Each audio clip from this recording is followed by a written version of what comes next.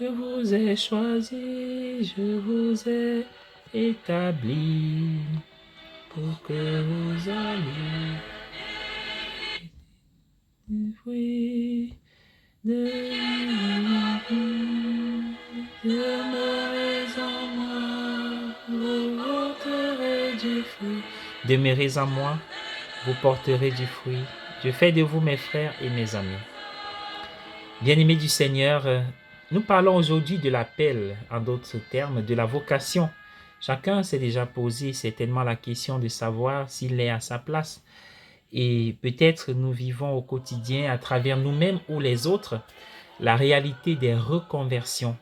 On veut changer de métier, on veut changer de vie. On a des choix qui se présentent, des possibilités qui se présentent à nous et il faut opérer un choix. Mais l'appel nous concerne tous. Nous le verrons. Pour Matthieu, ce jour-là, Matthieu est un collecteur d'impôts, considéré comme un pécheur. Il passait sa vie, n'est-ce pas, assis devant une table pour rassembler ce qui était comme une taxe à reverser au pouvoir en place, à l'oppresseur installé dans sa contrée. Alors il y a quelque chose qui se passe avant sa conversion, pendant et puis après. Comme quoi, les grâces du Seigneur, lorsqu'elles sont données, c'est en abondance. Installez-vous bien. Oui, chacun est concerné par l'appel, la vocation, quel que soit notre statut, notre état de vie. Nous sommes appelés à répondre parfois, à décider et à choisir. Que nous soyons des chrétiens, des consacrés ou des hommes ordinaires, nous sommes appelés à faire quelque chose. C'est vrai qu'il y a des métiers qui demandent vraiment à être pris comme des vocations parce que la récompense n'est pas immédiate et directe. Avant la conversion de Matthieu, il y a eu un appel. Suis-moi. C'est Jésus qui parle. C'est Jésus qui est à l'initiative de l'appel et qui donne aussi les moyens d'y répondre. Suis-moi. Nous devons laisser cette parole atteindre notre esprit, passer de notre esprit à notre corps, de notre corps à nos décisions pratiques, c'est-à-dire prendre chair, comme disait l'Écriture. Heureux ceux qui écoutent la parole et qui la gardent, c'est-à-dire qui la mettent en pratique. Nous entendons souvent le suis-moi, la voix de Dieu qui nous parle, la voix du bien, du bonheur, de l'amour, de la paix. Mais nous ne l'écoutons pas, c'est-à-dire nous ne la laissons pas prendre chair en nous. Voyons ce qui se passe lorsque on laisse cette parole prendre chair en nous. Il est dit, Matthieu se leva et le suivit. Voilà ce qui se passe pendant la conversion. Il se lève. Et lorsqu'on regarde le texte original, le verbe utilisé à ce niveau est le même utilisé au sujet de Jésus. Il se leva d'entre les morts. Comme quoi la conversion est une résurrection.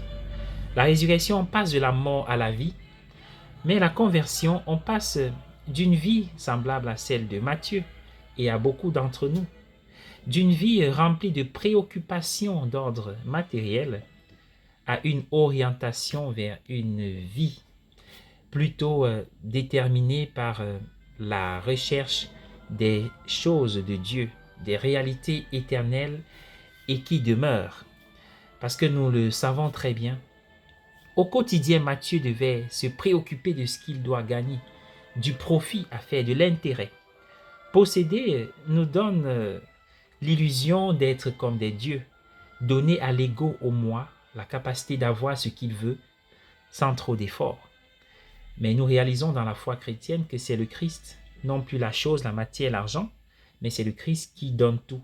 Il est omnipotent, toute puissance, tout magnifique, tout grand.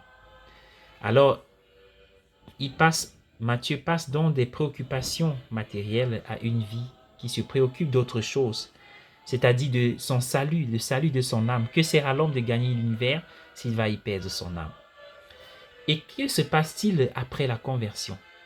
Ils sont à table, Jésus et Matthieu, mais on dit qu'il y a autour des collecteurs d'impôts, d'où la plainte des pharisiens.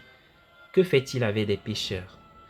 Cette finale nous apprend trois choses essentielles. Les pharisiens eux-mêmes ne réalisent pas qu'ils sont aussi appelés à cette conversion. C'est un appel pour tous.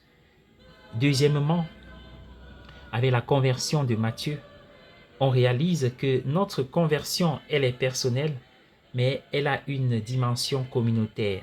C'est aussi une responsabilité ecclésiale, car Matthieu, se convertissant, entraîne avec lui ses amis.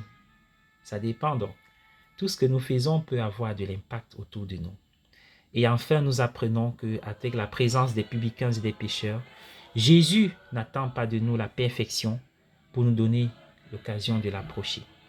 Alors, il est à l'origine de l'appel et il en donne les moyens. Laissons-nous entraîner dans cette miséricorde qui nous envoie par la suite, la célébrer et la partager. Soyez bénis.